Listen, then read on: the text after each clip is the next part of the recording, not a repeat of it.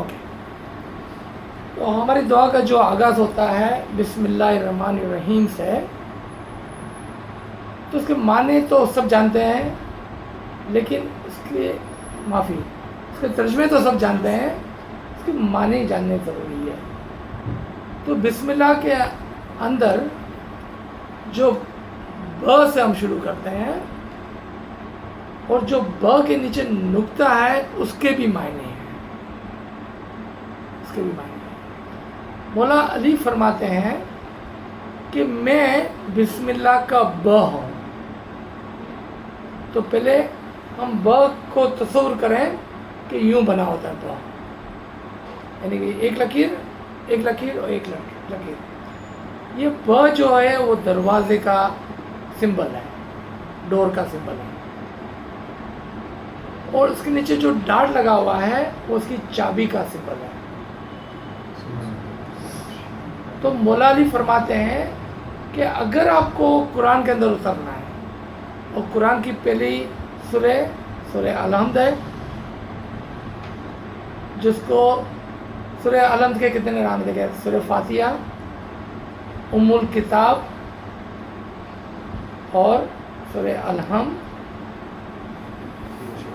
سورہ شفا، یہ 4 نام ہو گئے۔ ٹھیک ہے، لکھ لیا آپ نے؟ نہیں لکھا آپ نے؟ ایک کا لکھ رہی تھی۔ اچھا، اب لکھ لیں سورہ الحمد، سورہ فاتحہ، لکھیں سورہ فاتحہ، ام الکتاب اور سورہ شفا، یہ 4 نام ہیں۔ تو کبھی کوئی یہ وہ کہے تو آپ سمجھ جانا کہ کس کی بات کر رہے ہیں، اس میں 4 میں سے۔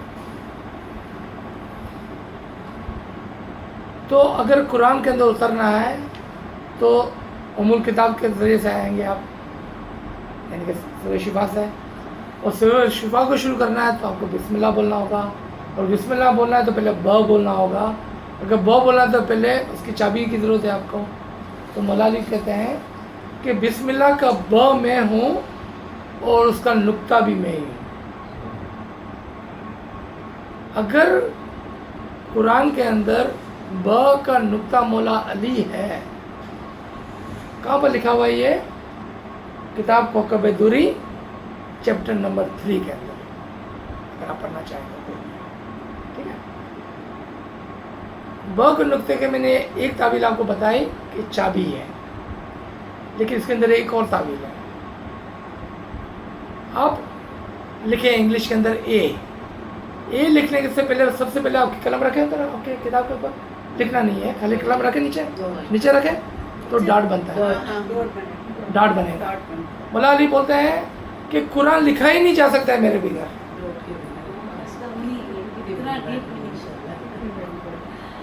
میں نہ ہوں تو آپ قرآن ہے ہی نہیں، کیونکہ آپ قرآن کو لکھ ہی نہیں سکتے ہیں، اور پھر میں ہی اس کی چابی ہوں، اور پھر میں ہی اس کا دروازہ ہوں۔ یعنی کہ ہم صرف ب کی بات کر رہے ہیں، ابھی بسم اللہ پر نہیں آئے ہیں، صرف ب کی بات کر رہے ہیں۔ ٹھیک ہے، تو مولا علی قرآن کا دروازہ ہے، اور مولا علی قرآن کی چابی ہے، اور مولا علی کے بغیر قرآن لکھا نہیں جا سکتا ہے۔ یہ وہی ب کی میننگ۔ تو امام محمد باقر علیہ السلام جب بہت ہی چھوٹے شہزادے تھے تو ان کو نرسری میں بھیجا گیا۔ تو نرسری میں جو ہمارے اس زمانے کے دائی تھے، انہوں نے اس کو پڑھانا شروع کیا کہ شہزادے پڑھو الف، انہوں نے کہا الف، کہا شہزادے پڑھو ب، اس نے کہا نہیں میں نہیں پڑھوں گا۔ بولا کیا ہوا شہزادے کیوں نہیں پڑھ رہے ہو؟ بولا جب تک آپ مجھے الف کے معنی نہیں بتائیں گے میں ب نہیں پڑھوں گا۔ تو اس نے کہا کہ آپ کو اگر معنی پتہ ہے تو آپ ہی بتا دیں، کیونکہ میں تو خالی ایک چھوٹا سا دائی ہوں، آپ آل نبی اولاد علی ہے، آپ ہی بتا دیں۔ تو کہتے ہیں امام محمد باقر نے 4 سال سے کی کم کی عمر میں اس کو اتنی تعویل بتائی الف کی خالی کہ وہ شخص روتا ہوا سجدے میں گر پڑا. وہ اتنا بڑا دائی تھا جس کے بعد امام کے بیٹے آتے تھے پڑھنے کے لیے.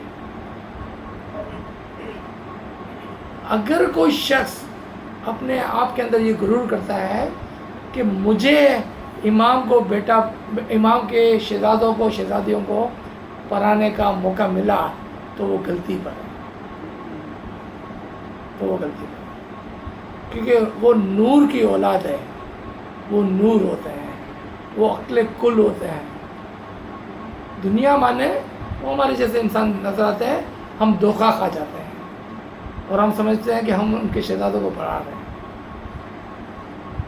پھر وہ کہتا ہے کہ جب میں سجدے سے اٹھا تو میں نے دیکھا کہ اس کی جگہ پر امام جعفر صادق تشریف فرما تھے, بزرگ تھے, چھوٹے شہزادے نہیں تھے.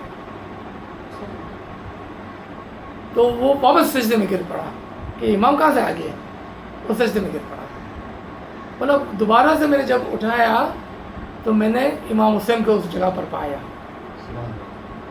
تو میں دوبارہ سے سجدے میں گر پڑا, دوبارہ سے دیکھا تو علی کو پایا. میں نے دوبارہ سے سجدے میں گر گیا تو دوبارہ اٹھا تو میں نے پنجتن پاک میں سے ہر ایک کو دیکھا, یعنی کہ حسن کو بھی دیکھا, فاطمہ کو بھی دیکھا اور آخر میں محمد کو بھی دیکھا. تب جا کے اس نے اس کو پڑھانا بند کر دیا اور کہا کہ آپ کی تعلیم ختم ہو گئی, میرے کو جو پڑھانا تھا میں نے پڑھا لیا. جعفر صادق کا آپ نے نام لیا, وہ تو 5ویں امام ہیں. ہاں, لیکن انہوں نے اس طرح سے اس کو بیان کیا, انہوں نے اس طرح سے اس کو بیان کیا ہے تو میں نے آپ کے سامنے یہ بیان کر دیا. یہ ہو سکتا ہے, ہاں وقت کی قید نہیں ہے آگے. ٹھیک ہے نا. تو یہ اس طرح سے انہوں نے اپنی پوری داستان سنائی کہ کس طرح سے آگے اور پیچھے اس نے سب کچھ دیکھا. تو پھر انہوں نے اس کو پڑھانا بند کر دیا اور کہا کہ شہزادے جو مجھے پڑھانا تھا میں نے آپ کو پڑھا دیا اور وہ صرف والد تھا, بس اس سے آگے میں آپ کو نہیں پڑھا. ٹھیک ہے. تو یہ ہے علم کے اندر وسعت. تو ہم واپس آتے ہیں, ہم ب کی بات کر رہے تھے کہ دیکھا آپ نے کتنی وسعت ہے علم کے اوپر. ٹھیک ہے, اوکے. تو ب ہو گیا بسم اللہ کا. تو بسم اللہ, اب دیکھیں کہ شروع کرتا ہوں اللہ کے نام سے. حالانکہ اصل بھی معنی دیکھیں نا تو ہوتا ہے شروع اللہ, باقی ہم سمجھنے کے لیے بولتے شروع کرتا ہوں اللہ کے نام, وہاں لکھا ہوا نہیں ہے. ٹھیک ہے. اب یہاں پر کھڑے ہو جاتے ہیں, کون سے اللہ کے نام سے آپ شروع کرتے ہیں, جبکہ مولا علی کا حکم ہے کہ میں ہرگز اس خدا کی عبادت نہ کروں جس کو میں نے دیکھا نہیں ہے. اگر مولا علی کا یہ حکم ہے تو آج ہمیں اسے خدا کے نام سے کیسا شروع کر سکتے ہیں جس کو میں نے دیکھا ہی نہیں کبھی. تو پھر ہم کون سے خدا کے نام سے شروع کرتے ہیں, جس کو ہم نے دیکھا ہے. تو اب یہاں پر یہ بات سمجھنے والی ہے جو ہمارے لیے راز کی بات ہے کہ دعا حقیقی معنوں میں وہ شخص پڑھتا ہے جس نے امام کے نور کو دیکھا ہے. باقی سب جو دعا پڑھتے ہیں وہ مجازی معنوں میں پڑھتے ہیں, جس کو ہم سمبولکلی کہتے ہیں, یعنی کہ شریعت کے لیول پر پڑھتے ہیں, حقیقت کے لیول پر نہیں. کیونکہ حقیقت لیول پر تو صرف ایک ہی شخص پڑھ سکتا ہے جو اس کے نور کو دیکھا. ایک شخص مراد ون نہیں ہے کہ وہ شخص جو اس کے نور کو دیکھا, کیونکہ مولا علی کا یہی قول تھا کہ جس خدا کو میں نے نہ دیکھا میں ہرگز اس کی عبادت نہ کروں. ٹھیک ہے, اوکے. تو آپ سمجھ گئے کہ شروع کرتا ہوں علی اللہ کے نام سے. یہ درست معنی ہے, اور اگر آپ کو رائٹنگ میں چاہیے تو میں رائٹنگ میں بھی میرے پاس لکھا ہوا ہے, میں آپ کو دے سکتا ہوں. شروع کرتا ہوں علی اللہ کے نام سے, نہ کہ اللہ کے نام سے, کیونکہ اللہ کو ہم نے دیکھا ہی نہیں ہے. ٹھیک ہے, کیونکہ اگر ایسا بولتے ہیں تو ہم نے مولا علی کے قول کو جھٹلا دیا. ٹھیک ہے, تو صحیح طرح بولنا ہے. بلا رہے. اچھا بسم اللہ ہو گیا. بسم اللہ الرحمن الرحیم. اس اللہ کے نام سے جو رحمان و رحیم ہے. اب عام لوگ یہ سمجھتے ہیں کہ رحمان اور رحیم کے معنی ایک ہی ہے. اس کو بھی مرسیفل بولتے ہیں, اس کو بھی مرسیفل بولتے ہیں, کیونکہ ہو سکتا ہے لغوی معنی میں زیادہ فرق نہیں ہے رحمان اور رحیم, لیکن معنوی معنی کس کو کہتے ہیں؟ تعویلات, جو اس کے معنی کے معنی ہیں, اس کے اندر زمین اور آسمان کا فرق ہے رحمان اور رحیم ہے. تو پہلے میں آپ کو طریقت کے لیول پر اس کے معنی بتاؤں گا, اور پھر حقیقت کے لیول پر غور سے سننا پلیز. وہ اللہ جو رحمان ہے, رحمان کہتے ہیں ایسے مہربان کو جو پوری دنیا کے لیے مہربان ہو. اس کو کہتے ہیں, اس کا ٹائٹل ہو رہتا ہے یہاں پر کہ وہ خدا, وہ علی اللہ, وہ امام جو امام الناس ہے. امام الناس ہے, لوگوں کا امام ہے. اس کے لیے جو ایٹریبیوشن ہے وہ رحمان کی ایٹریبیوشن ہے. وہ رحمان کی ایٹریبیوشن. اس کی مثال دیکھ لیں. آپ کے محلے کا بھی کوئی بچہ ہوتا ہے تو آپ اس کی کیا بولتے ہیں؟ بیٹا ادھر آ. آپ کے گھر میں آپ کے بیٹے کا دوست ہے تو آپ کیا بولتے ہیں؟ بچوں آ جاؤ کھانا کھا لو. ٹھیک ہے. لیکن جب آپ اپنی جائیداد چھوڑ کے جاتے ہیں تو کون سے بچوں کے نام پہ چھوڑ کے جاتے ہیں؟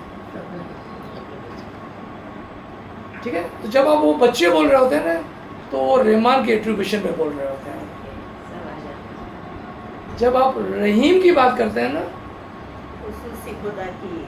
اب آ جائیں ہم امام المتقین کی بات کرتے ہیں. امام المتقین یعنی کہ یقین رکھنے والے یا پاکیزہ لوگوں کے امام. پاکیزہ لوگوں کے امام. تو رحیم جہاں پر ہم کہتے ہیں تو وہ اسماعیلی امام کی بات کرتے ہیں, ہمارے حاضر امام اسماعیلی امام کی. جب ہم رحمان بولتے ہیں نا تو ہماری یہی امام جو پوری دنیا کے بھی امام ہیں, اس کی بات کرتے ہیں. اب جب امام بولتے ہیں کہ خلق اللہ, کہ خدا کے جتنے بھی خلق ہے, خدا کو جتنے بھی فیملی ہے, خاندان ہے, تو وہ امام الناس ہوگا. جب میں بولتے ہیں مائی اسپریچل چلڈرن تو وہ رحیم ہوگا. وہ ٹھیک ہے.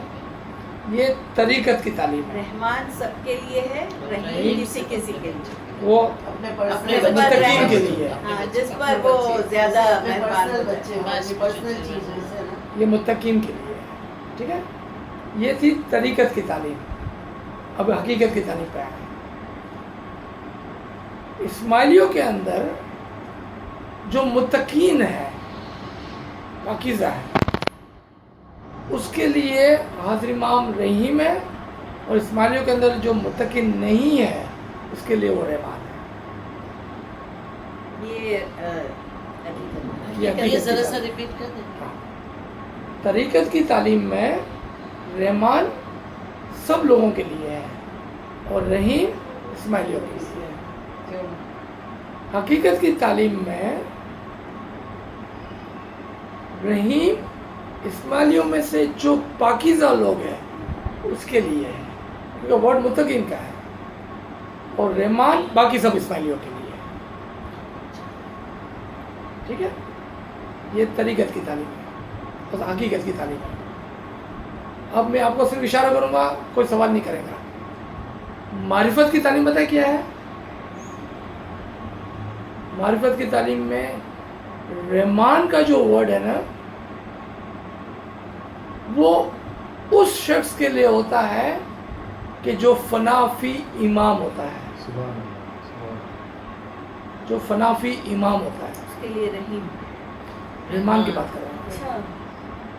رحمان کا ورڈ جو ہے نا اس کے لیے ہوتا ہے جو فنا فی امام ہوتا ہے. اس مقام پر وہ اس کے رحمان کے ایٹریبیوشن میں ملتا ہے. اس کو کیوں بتائیں؟ کیونکہ اس وقت وہ پوری دنیا کو لپیٹ کر، پوری دنیا کی روحوں کو لپیٹ کر اس کے اندر رکھ دیتا ہے، اس کو وکل شین سے نفی امام المبین بنا دیتا ہے، چونکہ پوری دنیا کو لپٹتا ہے نا، اس لیے وہ رحمان ہوتا ہے اور اس کو رحمان کی صفت مل جاتا ہے۔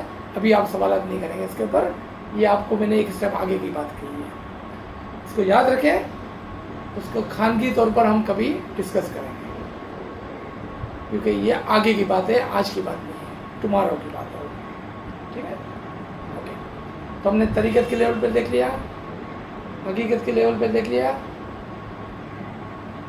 معرفت کے لیول پہ دیکھ لیا، اور شہد کے لیول پہ سب جانتے ہیں رحمان اور رحیم دونوں کے معنی ایک ہی ہے، وہ بہت ہی مہربان اور رحم کرنے والا ہے، ویسے اس کا کوئی معنی نہیں ہے، وہ شہد کے لیول پہ، ٹھیک ہے؟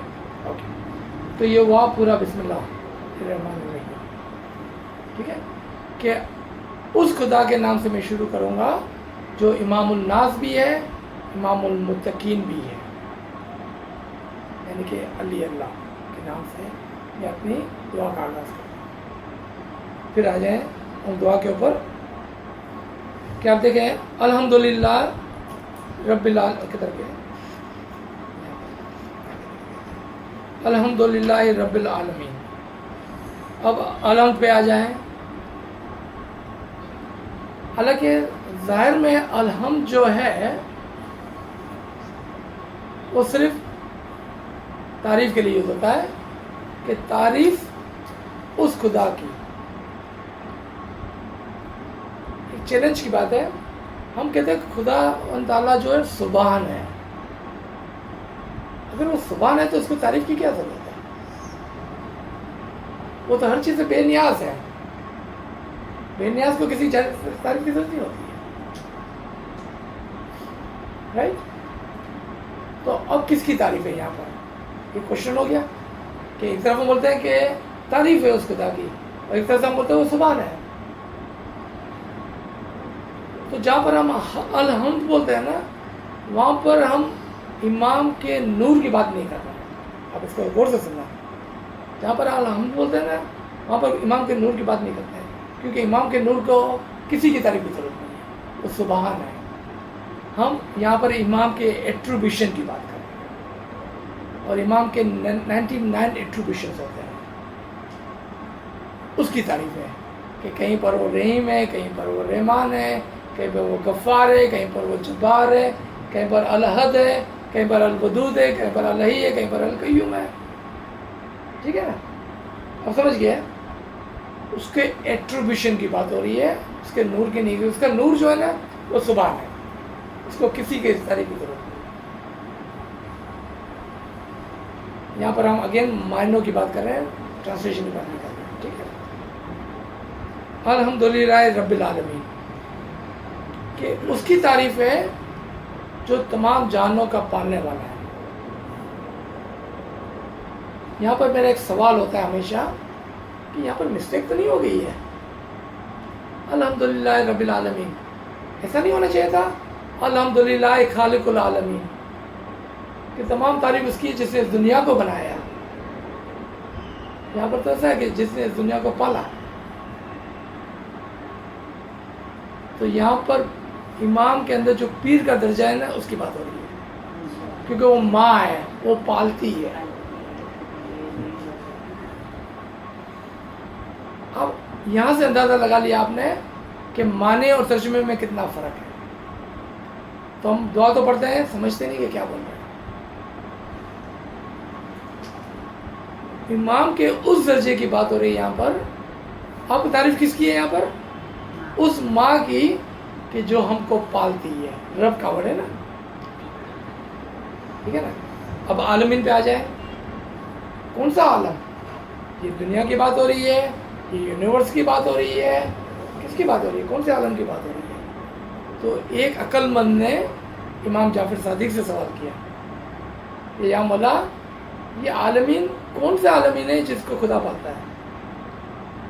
خدا امام جعفر صادق نے اپنے اس جامع میں فرمایا کہ یہ آپ کا عالم شخصی ہے جو آپ کے اندر ہے، माँ दुनिया की एक बच्चे के जिस्म को पालती है और मैं तुम्हारी रूह को पालता हूँ। क्या बात है। तो अब यहाँ पर उसकी तारीफ है कि जो रूह के पालने वाला है, और रूह को पालने वाला कौन है? इमाम का वो फेज जो पीर के तौर पर होता है, जो माँ के तौर पर होता है। जिस तरह माँ दूध पिलाती है बच्चे को, इमाम का वो जामा जो पीर के तौर पर वो हमको दूध पिलाकर हमारी रूह को परवरिश करता है, इसकी परवरिश करता है, इसको पढ़ा। ये हो गया रब्बुल आलमीन का। ठीक है, आ जाए हम अर्रहमान रहीम। ऑलरेडी हमने इसको कवर कर लिया है, दोबारा आया मालिक यौमिद्दीन। फिर वही क़यामत के दिन का मालिक भी है, कौन? अली अल्लाह। और अभी हम एकदम से इसको करेंगे तब समझेंगे क्या बात हो रही है। इय्याका नअबुदु व इय्याका नस्तईन, उसी से हम सब कुछ मदद चाहते हैं। ठीक है, इहदिना सिरातल मुस्तकीम, हमको हिदायत करता रहे सच्चे रास्ते पर। अगर कहीं पर एक पुरानी अगर एडिशन होगी ना इसके ऊपर, तो इसके अंदर लिखा होगा, इस किताबों के अंदर भी मिस्टेक होती है, थोड़ा ध्यान रखना। पुराने एडिशन में भी है, इसमें लिखा होगा इहदिना सिरातल मुस्तकीम, हमको सच्चे रास्ते की तरफ हिदायत कर।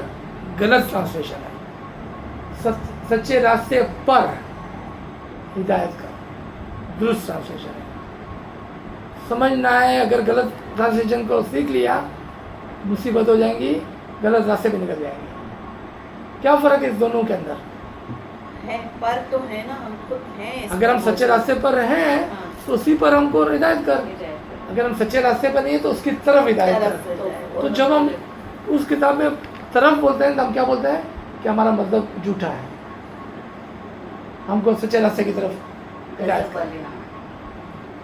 इतना मसला है ना समझी में ट्रांसलेशन करने का, जैसा कल हमने गिलान की भी बात की थी।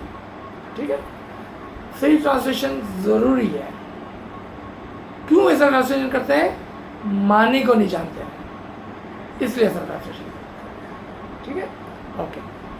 अब आखिरी जो इसका पार्ट है, पहले मैं इसको एक्सप्लेन कर देता हूँ। उस रास्ते पर जिस पे तेरा इनाम हुआ। अमूमन लोग समझते हैं कि यहाँ पर दो लोगों की बात हो रही है, एक वो जो अच्छे हैं और एक वो बुरे हैं। नहीं, तीन लोगों की बात हो रही है। उस पर हमको चला, उस रास्ते पर जिस पर इनाम हो, ना कि उस पर जो भटके हुए हैं, और ना ही उन पर कि जिस पर तूने गजब किया है। ये तीन किस्म के लोग, एक इनाम याफ्ता भटके हुए, और एक जिस पर खुदा ने गजब किया है। तीन किस्म। इनाम याफ्ता कौन है? पैगंबर, अंबिया, औलिया, इमाम, पीर, दाई, ये उनका रास्ता है। तो हम क्या दुआ कर रहे हैं कि अल्लाह हमको उस पर चला जिस पर इमाम चलता है, ताकि हम उसके पीछे पीछे चल सकें,